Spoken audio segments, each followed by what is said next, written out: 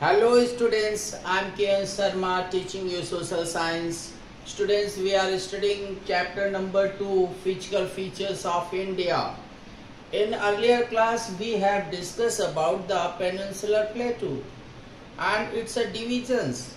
Today we will study about Central Highlands.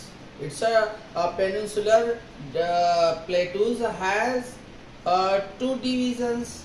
First number Central Highland and second is Deccan Plateau. So we will study about Central Highlands.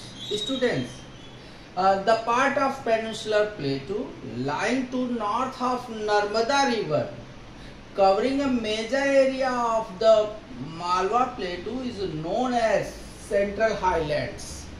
Students, peninsular प्लेटू का जो है बहुत बड़ा हिस्सा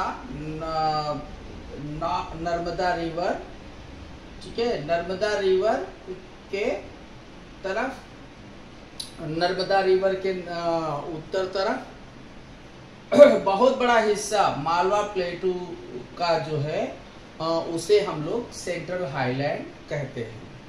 And students, the Vindhya range is bounded by Central Highlands on the south and Aravallis on the northwest. जो Vindhya range है वो central highland से घिरा हुआ साउथ की तरफ और अरावलीज नॉर्थ वेस्ट की तरफ यानी उत्तर पश्चिम की तरफ.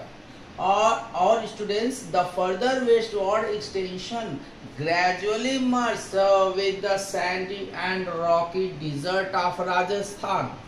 तो जैसे धीरे धीरे जो है वेस्टवर्ड की तरफ इसका एक्सटेंशन होता है यानी विस्तार होता है, तो जाके राजस्थान के जो रेतीली भूमि है, ठीक है, पहाड़ी और रेतीली भूमि में जाके मिल जाती है. And the flow of the river, namely the Chambal, the Sindh, the Betwa and the Ken from southwest to northwest, thus indicating the slope.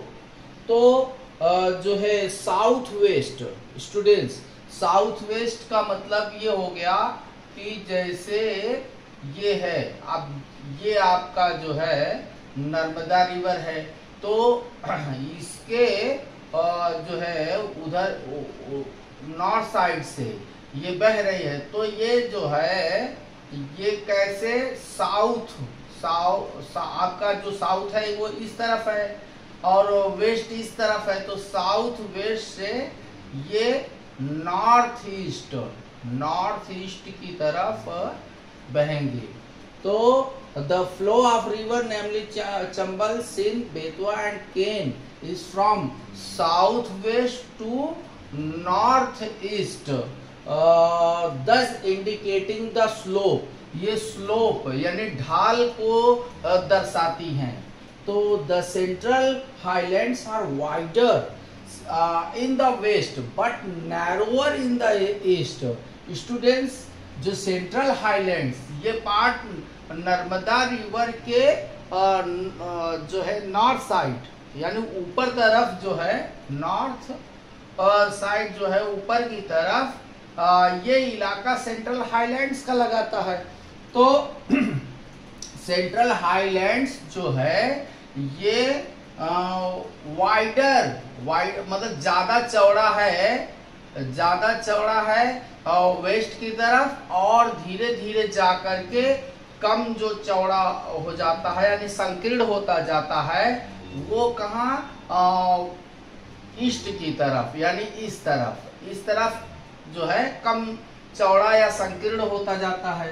The central highlands are wider, we have discussed. The eastward extension of this plateau, यानी जैसे जैसे पूरब की तरफ जा रहे बच्चों, पूरब की तरफ जा रहे हैं, तो eastward extension of this plateau are locally known as Bundelkhand and Baghelkhand. तो जैसे जैसे हम ईस्टवर्ड की तरफ जा रहे तो ये इलाका जो है बुंदेलखंड और बघेलखंड कहलाता है। और इसके अलावा the Chota Nagpur plateau marks further extension drain by Damodar river. और ईस्टवर्ड की तरफ जाए हम, और ईस्टवर्ड की तरफ जाए हम, तो वहाँ पे जो है ये छोटा नागपुर होता है, जिसमें दामोदर नदी बहती है। तो ये था आपका सेंट्रल हाईलैंड्स।